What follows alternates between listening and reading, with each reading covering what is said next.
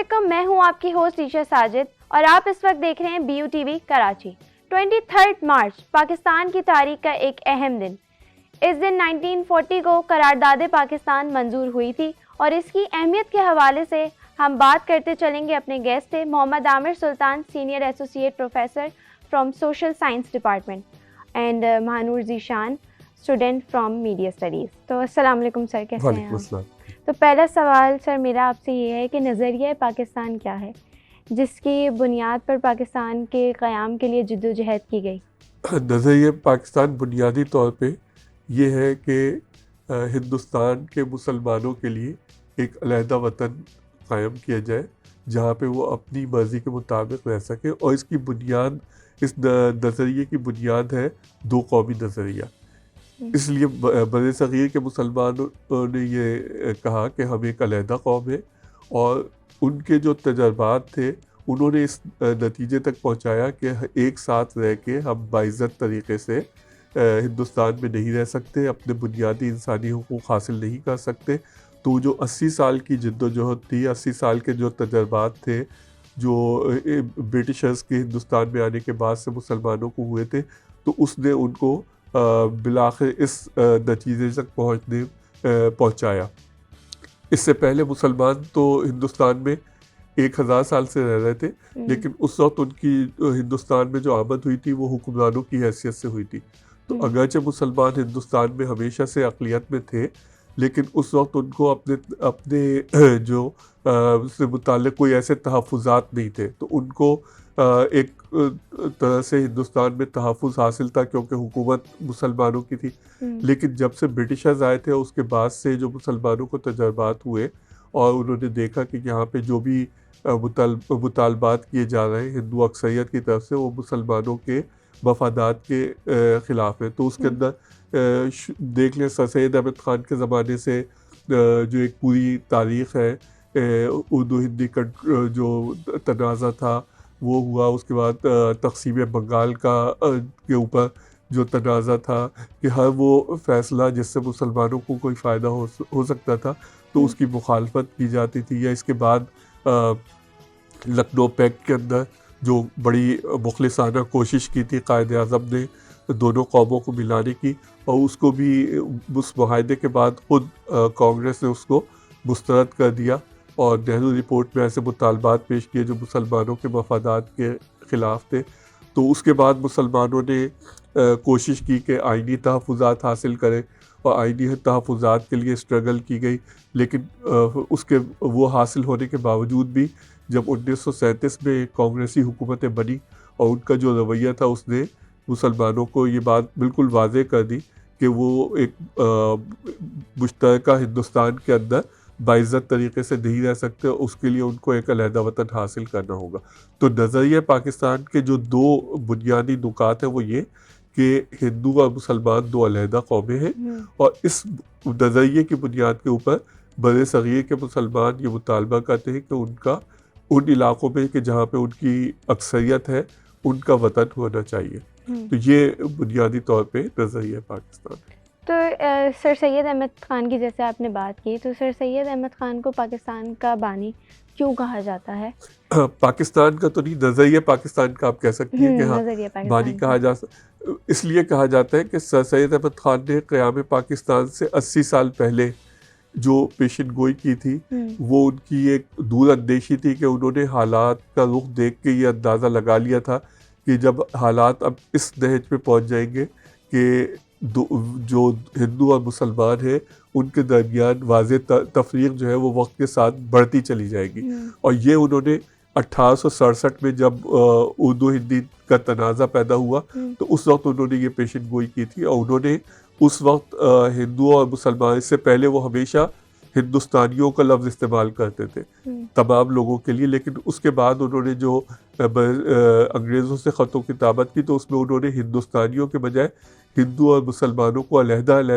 लिखना शुरू किया और कहा हिंदू। और तो उसके ऊपर जब उनसे वजाहत की गई कि पहले तो आप हिंदुस्तानी कहते थे, उन्होंने कहा कि अब जो ये तफरीक पैदा हुई है ये कम नहीं होगी बल्कि वक्त के साथ साथ बढ़ती चली जाएगी। तो ये उनकी दूरअंदेशी थी और इसी बुनियाद पे उनको दो कौमी नज़रिए का बानी कहा जाता है, क्योंकि उन्होंने अंग्रेज़ों को ये चीज़ वाज़े की थी कि हिंदुस्तान के अंदर दो बड़ी अक़वाम है, हिंदू और मुसलमान, और दोनों को एक ही कौम नहीं समझा जा सकता। तो उस मौके पे जो उन्होंने ये अल्फाज इस्तेमाल किए थे, तो इस बुनियाद पे उनको दो कौमी नज़रिए का बानी कहा जाता है, जो नज़रिया पाकिस्तान की बुनियाद है। सही। तो करारदाद पाकिस्तान की याद में हम हर साल 23 मार्च को अपना कौमी दिन के तौर पर मनाते हैं। इसकी करारदाद की अहमियत क्यों है? इस करारदाद की अहमियत इस वजह से है कि पहली मरतबा हिंदुस्तान के अंदर हिंदुस्तान के मुसलमानों की नुमाइंदा जमात मुस्लिम लीग ने एक अलहदा वतन के क़याम का मुतालबा किया। इसका इससे पहले भी मुख्तलिफ लोग 1890 में जो है भी खैरी बिरादरान थे, उन्होंने इसके लिए तजवीज़ पेश की थी कि यहाँ पे हिंदुस्तान को मुस्लिम इंडिया और हिंदू इंडिया में तकसीम कर दिया जाए। उसके बाद भी जो है कम्युनिस्ट पार्टी थी इंडिया की, उसने भी इस किस्म के मुतालबात किए थे। फिर उसके बाद आपको याद होगा कि अल्लामा इकबाल ने 1930 में, अल्लामा इकबाल ने मुतालबा नहीं किया था, लेकिन उन्होंने अपना विज़न पेश किया था और उन्होंने कहा था हिंदुस्तान के जो सियासी मसाइल हैं उनके नज़दीक, उन्होंने कहा कि मुझे तो इसका ये हल नज़र आता है कि अल्टीमेटली ये होगा कि हिंदुस्तान जो है मुस्लिम इंडिया और हिंदू इंडिया के अंदर तकसीम हो जाएगा और मुस्लिम अक्सरियती इलाके जो है वो हिंदुस्तान से अलग होकर एक वतन बन जाएंगे। तो ये अल्लामा इकबाल का विज़न था मुतालबा। इसके बाद इसी विज़न को लेके चौधरी रहमत अली ने पाकिस्तान का लफ्ज़ बनाया और उसका मुतालबा किया। उन्होंने पाकिस्तान नेशनल मूवमेंट स्टार्ट कर दी थी 1936 से, लेकिन अब तक मुस्लिम लीग ने, जो मुसलमानों की नुमाइंदा जमात थी, इस बारे में फ़ैसला नहीं किया था और वो आईनी तहफ़्फ़ुज़ात के ऊपर ज़्यादा स्ट्रगल कर रहे थे। लेकिन जब 1937 में कांग्रेसी वज़ारतें क़ायम हुई हिंदुस्तान के 11 में से 7 सूबों में, और उन वज़ारतों के दौरान जो उन्होंने मुसलमानों के साथ रवैया रखा, उसने मुस्लिम लीडरशिप को पे ये वाज़े कर दी कि वो एक मुत्तहदा हिंदुस्तान में हिंदुस्तान के मुसलमान बाइज़्ज़त तरीके से अपने बुनियादी इंसानी हुकूक़ हासिल नहीं कर सकते, उनकी जान और माल यहाँ पे महफूज नहीं है। तो इस 1940 के अंदर फिर पहली मरतबा मुस्लिम लीग ने अपने प्लेटफॉर्म से एक अलहदा वतन के क़याम का मुतालबा किया और उस मुतालबे को जो पेश किया गया,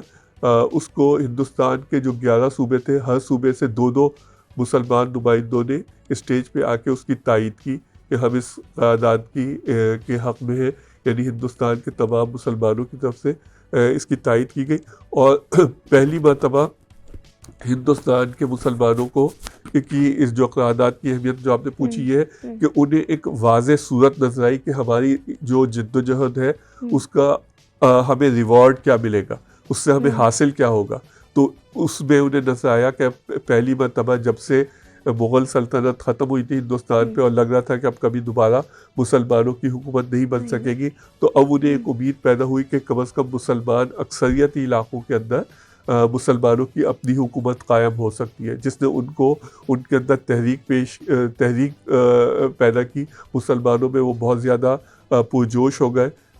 मुस्लिम लीग के झंडे तले जमा हो गए और मुसलमानों की एक गालिब अक्सरियत ने हिंदुस्तान के, चाहे वो मुस्लिम अक्सरियती सूबों के मुसलमान हो या अक़लियती सूबों के मुसलमान हो, उनके अंदर एक वाज़े तौर पे जोश जज्बा पैदा हुआ एक अलहदा इस्लामी रियासत कायम करने का हिंदुस्तान में। तो इसलिए इस चीज़ की, इस करारदाद की बड़ी अहमियत है कि जिससे जब ये करारदाद पेश की गई तो उस वक्त अंग्रेज़ भी ये समझते थे और हिंदू लीडर भी ये कहते थे कि ये सिर्फ मुस्लिम लीग के लीडरों की सोच है और अवाम इसको सपोर्ट नहीं करते। लेकिन वक्त के साथ साथ जो पूरे हिंदुस्तान भर के मुसलमानों ने इसकी हिमायत की और उसका नतीजा फिर 1946 के इंतखाबात में नज़र आया, जब मुस्लिम लीग ने इसी बुनियाद के ऊपर, इसी नारे के ऊपर इंतखाबात में हिस्सा लिया और सेंट्रल लेजिस्लेटिव असम्बली की जो 30 मुस्लिम रिज़र्व सीट्स थी, उस 30 सीटों के ऊपर मुस्लिम लीग ने कामयाबी हासिल की और प्रोविंशियल असम्बलीज़ में भी मुस्लिम लीग को 85% जो है वो कामयाबी हासिल हुई, जो इस बात का वाज़ेह सबूत था कि हिंदुस्तान के मुसलमान, चाहे वो मुस्लिम अक्सरियती सूबों के मुसलमान हो या मुस्लिम अक़लियती सूबों के मुसलमान हो, वो मुस्लिम लीग के इस जो मुतालबा है उसके साथ खड़े हुए और हिंदुस्तान में मुसलमानों की एक अलहदा रियासत कायम करना चाहते हैं। तो इस वजह से इस क़रारदाद की अहमियत है कि इसने हिंदुस्तान भर के मुसलमानों को मुत्तहिद कर दिया इस मुतालबे पे। इस 1940 से पहले जो 1936 के इंतखाबात हुए थे उसमें मुस्लिम लीग को कोई वाज़ेह कामयाबी हासिल नहीं हुई थी। मुस्लिम रिज़र्व सीट्स पे भी मुस्लिम लीग सिर्फ 20 से 22% जो नशिस्तें थी वो जीतने में कामयाब हुई थी, और दूसरी जो मुसलमान जमातें थी उनको ज़्यादा कामयाबी हुई थी। लेकिन इस क़रारदाद के पेश होने के बाद जो सारे मुसलमान थे उनका इसके ऊपर एक यानी गालिब अक्सरियत ने की हिमायत की और इसके मुस्लिम लीग के झंडे तले मुत्तहिद हो गए, और जिसका नतीजा 1946 के इंतखाबात में मुस्लिम लीग की वाज़ेह जीत की सूरत में नज़र आया। तो इस क़रारदाद ने हिंदुस्तान के मुसलमानों में एका पैदा किया, उनके अंदर जज्बा तहरीक पैदा की, और जिसके नतीजे में वो पुरजोश हो गए कि अब उन्हें वाज़ेह नज़र आने लगा कि उनकी जद्दोजहद के नतीजे में उन्हें एक अलहदा रियासत हासिल होगी। तो इस वजह से इस क़रारदाद की इतनी अहमियत है। तो 23 मार्च को जो ये करारदाद पेश की गई थी, ये करारदाद लाहौर के नाम से पेश की गई थी, तो इसको अब करारदाद पाकिस्तान क्यों कहा जाता है? जी बिल्कुल, ये करारदाद लाहौर के नाम से पेश की गई थी, और मौलवी अबुल कासिम फजल हक जिनका ताल्लुक़ बंगाल से था उन्होंने पेश की थी, और उसके बाद चौधरी खलीक़ुज़्ज़मान ने सबसे पहले आके इसकी तायीद की। और जैसा अभी मैंने बताया कि हिंदुस्तान के 11 सूबों के में से हर सूबे से 2-2 नुमाइंदों ने आके इसकी तायीद की। तो इस क़रारदाद के अंदर कहीं पे भी पाकिस्तान का लफ्ज़ इस्तेमाल नहीं हुआ था, और उसमें ये कहा गया था कि इन इलाक़ों को अलग करके एक अलहदा मुमलिकत बनाया जाए। तो लेकिन इससे पहले 1936 में चौधरी रहमत अली ने पाकिस्तान नेशनल मूवमेंट की बुनियाद रखी थी, और उसकी प्लेटफॉर्म से उन्होंने बहुत ज़्यादा जो है पब्लिसिटी की थी, बहुत ज़्यादा। तो उसकी वजह से लफ्ज़ पाकिस्तान जो है वो बहुत आम हो चुका था। और जब ये क़रारदाद पेश की गई तो उस मौके पे यूपी से इस क़रारदाद की तायीद करने के लिए बेगम मौलाना मोहम्मद अली जौहर ने जब तायीद करने के लिए खड़ी हुई तो उन्होंने ये लफ्ज़ इस्तेमाल किया कि मैं इस क़रारदाद पाकिस्तान की हिमायत करती हूँ। तो वो वाहिद जो है नुमाइंदा थी जिन्होंने इस स्टेज के ऊपर ये कहा कि मैं इस क़रारदाद पाकिस्तान की हिमायत करती हूँ, जबकि इस क़रारदाद में कहीं पाकिस्तान का लफ्ज़ नहीं था, और जो है इसको क़रारदाद पाकिस्तान के नाम से पेश किया गया था। लेकिन इसको क़रारदाद पाकिस्तान इसलिए कहते हैं कि फिर अगले दिन जो हिंदुस्तान के अखबारात ने जो बड़ी बैनर हेडलाइन लगाई अखबारात में, वो ये थी कि मुस्लिम लीग डिमांड्स पाकिस्तान। तो अगरचे मुस्लिम लीग ने पाकिस्तान का लफ्ज़ इस्तेमाल नहीं किया था, लेकिन अखबारात ने इसको पेश किया कि जी क्योंकि जो चौधरी रहमत अली की तहरीक के नतीजे में ये लफ्ज़ इतना कॉमन हो गया था, आम हो गया था, तो ये समझा गया कि मुस्लिम लीग इसी का मुतालबा कर रही है। तो फिर उसके ऊपर मुस्लिम लीग ने अपना इजलास बुलाया, और अपना इजलास बुला के इसके ऊपर गौर किया, और उन्होंने कहा कि इसके मायनों पे भी गौर किया।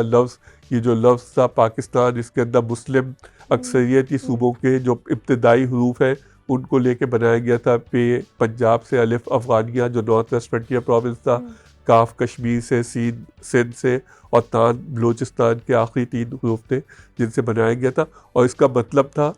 पाक लोगों के रहने की जगह पाकिस्तान। तो स्थान जगह को कहते हैं और पाक लोगों के रहने की जगह। तो इसके ऊपर मुस्लिम लीग के इजलास में गौर किया गया, और उन्होंने कहा कि अच्छा लफ्ज़ है, एक नुमाइंदा सूबों की नुमाइंदगी भी हो रही है और मीनिंग भी अच्छे हैं। तो अगर प्रेस ये कहता है कि हम पाकिस्तान का मुतालबा करें तो ठीक है, हम पाकिस्तान का। तो मुस्लिम लीग ने इसको एडॉप्ट कर लिया, इस लफ्ज़ को, कि जी हम पाकिस्तान के लिए जद्दोजहद कर रहे हैं, और उस क़रारदाद को भी क़रारदाद लाहौर के बजाय फिर क़रारदाद पाकिस्तान करार दिया गया। इसी के साथ साथ हमारे साथ मानूर ज़ीशान मौजूद हैं, स्टूडेंट ऑफ मीडिया स्टडीज़। 23 मार्च है, इसकी जो इम्पोर्टेंस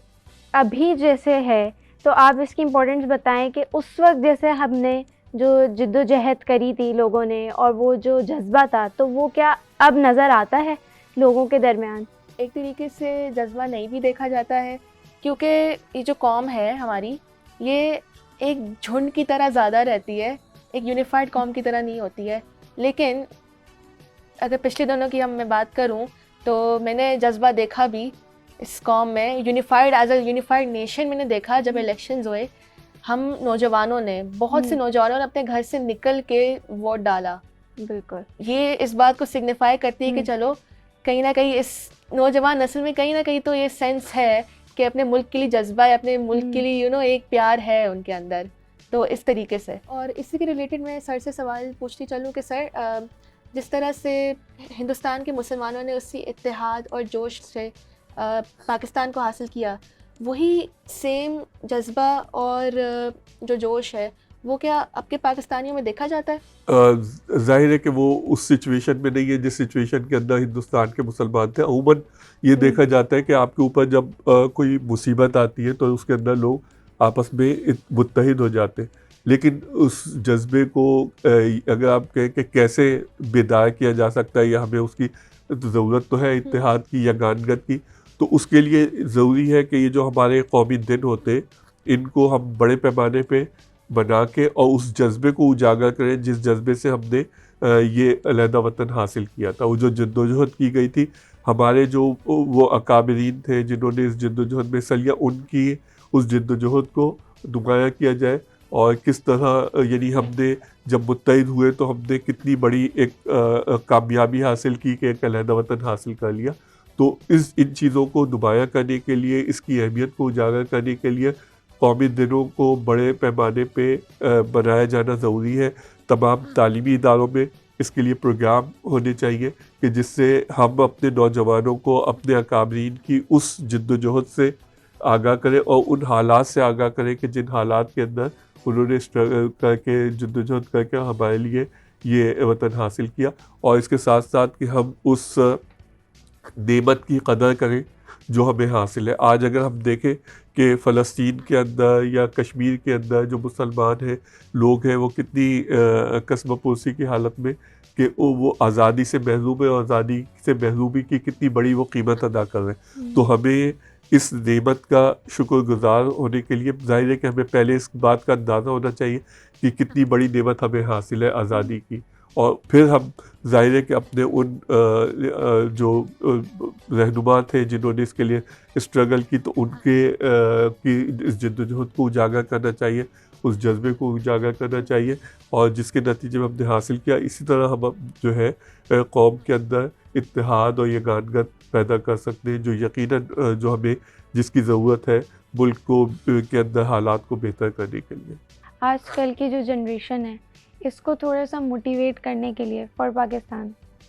थोड़ा सा अगर आप कुछ कहना चाहें। मोटिवेट करने के लिए जो अभी मैंने बात की, सबसे पहले तो हमें यही कि हम एक जुमला सुनते पढ़ते लेकिन हम उसके जो मायने हैं वो पूरे तौर पे नहीं समझते। जो हम कहते हैं कि आज़ादी बहुत बड़ी नेमत है, तो आज़ादी कितनी बड़ी नेमत है? आज़ादी की नेमत का अंदाज़ा हम उनसे लगा सकते हैं जो इससे महरूम है। जैसे अभी मैंने आपको कहा कि कश्मीर के लोग पिछले 75-76 साल से अपनी जद्दोजहद कर रहे हैं आज़ादी हासिल करने के लिए, और उनको नहीं मिली, और उस दौरान वो 1 लाख से ज़्यादा कश्मीरी शहीद हो चुके हैं। वहाँ पे जो है नौजवानों को सीनों पे गोलियां मारी गई, लेकिन उसके बावजूद उन्होंने अपने सीनों पे गोलियां खाई, और किस चीज़ के लिए? अपनी कौम को आज़ादी दिलाने के लिए। और सैकड़ों नौजवानों की बीनाई ज़ाया कर दी गई उनकी आंखों के ऊपर छर्रे वाले गने इस्तेमाल करके, और इसी तरह की सूरत हाल आपको फ़लस्तीन में नज़र आ रही है। तो इतनी बड़ी कीमत वो लोग अदा कर रहे हैं अपनी आज़ादी से महरूमी की। तो इन मिसालों से हमें समझना चाहिए कि हमें कितनी बड़ी नेमत हासिल है, और आज़ादी की नेमत की कदर करने के लिए हमें अपने इत्तेहाद को परवान चढ़ाना होगा, और उसके लिए इत्तेहाद जहाँ पे ज़ाहिर है कि सियासी इख्तिलाफ हर जगह होते हैं, लेकिन हमें जो चीज़ सीखनी है वो है रवादारी, तहम्मुल और रवादारी, दूसरे की बात सुनने का हौसला और उस दूसरे के इख्तिलाफ करने के हक़ को तस्लीम करने का हौसला। जो सब लोगों के ख़यालात एक जैसे नहीं हो सकते, हर एक के मुख्तलिफ़ ख़यालात हो सकते हैं, लेकिन इस बुनियाद के ऊपर दोस्तियों को दुश्मनियों में नहीं बदला जा सकता। तो हमें अपने मुल्क में तहम्मुल और रवादारी को बहुत ज़्यादा रिवाज देने की ज़रूरत है। इस चीज़ को हमारे नौजवानों को भी समझने की ज़रूरत है कि इस मुल्क की बका और सलामती के लिए अपने रवैयों के अंदर एतदाल पैदा करें और हम किसी से सियासी इख्तिलाफ को दुश्मनी के अंदर ना बदलें और उसको उसी हद तक रखें और सबके इख्तिलाफ करने के हक़ को तस्लीम करें, तो हम एक बेहतर माशरा बन सकते हैं। Thank you so much sir, thank you so much Mahnoor कि आप लोगों ने अपना वक्त निकाला और इतनी अच्छी इन्फॉर्मेशन हमारे साथ शेयर की जिसकी इस आवाम को आई थिंक सो सख्त ज़रूरत है। इस शो का इख्तिताम हम एक शेर से करते चलते हैं। खुदा करे कि मेरी अर्ज़ पाक पे उतरे वो फजले गुल कि जिसे अंदेशा ज़वाल ना हो।